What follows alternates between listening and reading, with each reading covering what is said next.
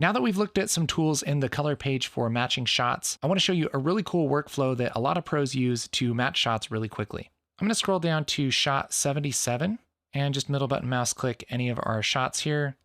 And let's go up and just reset our node grades for our first 3 nodes. So we have our empty, exposure, temperature set, contrast nodes, and our color transform that's set with the right settings. So we have a scene here from shot 75 to pretty much the end of the movie where the kids are trying to hide in the bathroom. And we have a lot of different shots to match with a lot of different exposures and settings and all that stuff. And when you have more than a few shots all together, you want to make sure that you have a consistent look from the beginning to the end. A way that many colorists like to do this is with what's called a hero shot. A hero shot is usually a wide shot, but it's really a shot that you like, that looks pretty good, and is representative of what you want your scene to look like. So I like to pick a wide shot because it has the most elements in here that we can match to, and we can kind of dial in what we want our scene to look like here, and then we can match everything to it. So let's go ahead and boost up our contrast a little bit, and I'll pump up the exposure just a touch. And in our temperature and sat node, maybe we'll cool off the temperature just a little bit, maybe take it away from green ever so slightly. So now here's where we were, and here's where we are now. Let's say we like this look.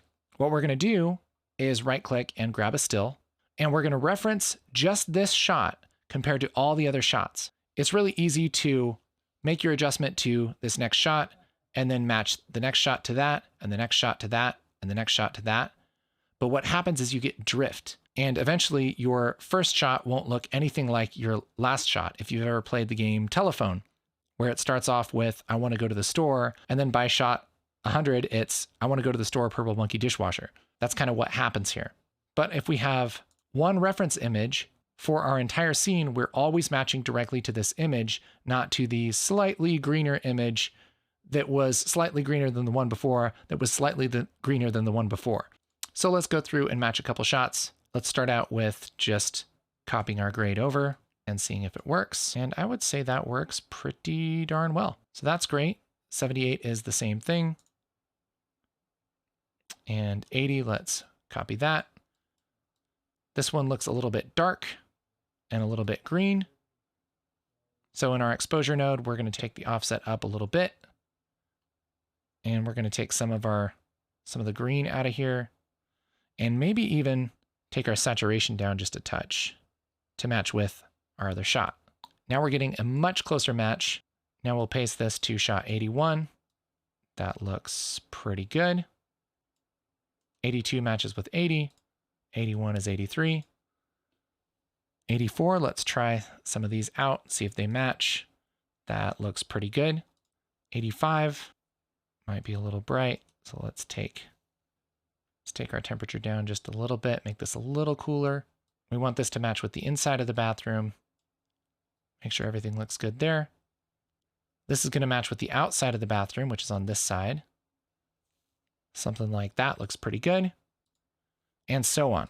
So now that we've matched this all to one shot, we have a pretty good starting point to look at our whole sequence. One problem is, like I said, nobody's going to see this side to side. So this, even though it does match with this still a lot better, it still looks too pink. It kind of looks pink. So maybe we can take our tint even a little more green and match it with this other shot to get it working in context. But it's a very small adjustment, and we're right in the ballpark that we need to be. So that's a really good workflow, especially if you have a longer scene.